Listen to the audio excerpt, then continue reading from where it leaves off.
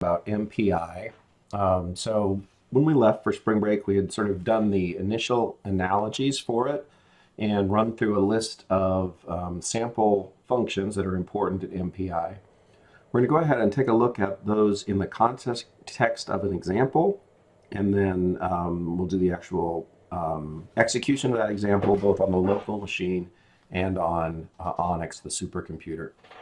So this is stuff actually from ist310 in the fall, so if it looks a little familiar, that's why, but still I think it'll help to get us back in the swing of things for MPI here.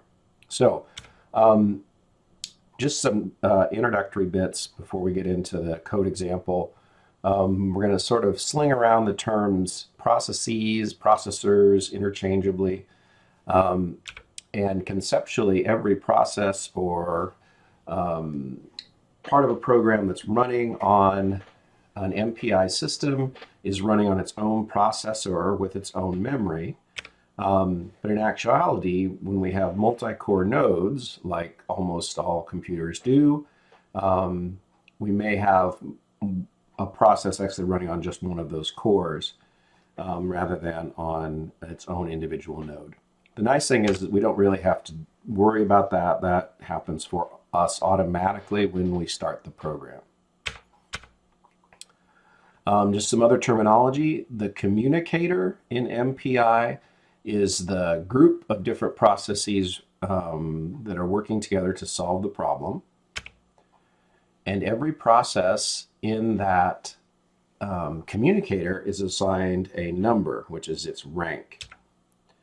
And the process with rank 0 is called our master or our root process. And generally speaking, that's going to be the one that's used to manage the operation of all the other sub-processors. Okay? So let's look at a template here, template program. This is a program that will be included in the sample repository that I'll give to you guys. But this is just a simple template that we can use where our actual logic that we do in our MPI program will go in this area. Okay? So let's just go through the important parts. We have to have our header file, the mpi.h header file installed or included, and that assumes that OpenMPI has been installed. In a second, I'll show you how to do that on your local Ubuntu distribution. Don't worry about doing any installation on the supercomputer because it's already all there. Then we're going to want to keep track of this processor's rank and the total number of processors in the communicator. Okay, we always need to know who I am and how many other processes there are in the communicator. And then we come to the actual code. So our first function that we're going to call is our MPI init. And that sets up the communicator. The number of processors involved is specified when we execute the program from the outside, not from the inside of the program, okay? And then the passing of the command line number of arguments and the command line argument values is just a formality. I don't think anything really happens with those, but it's required.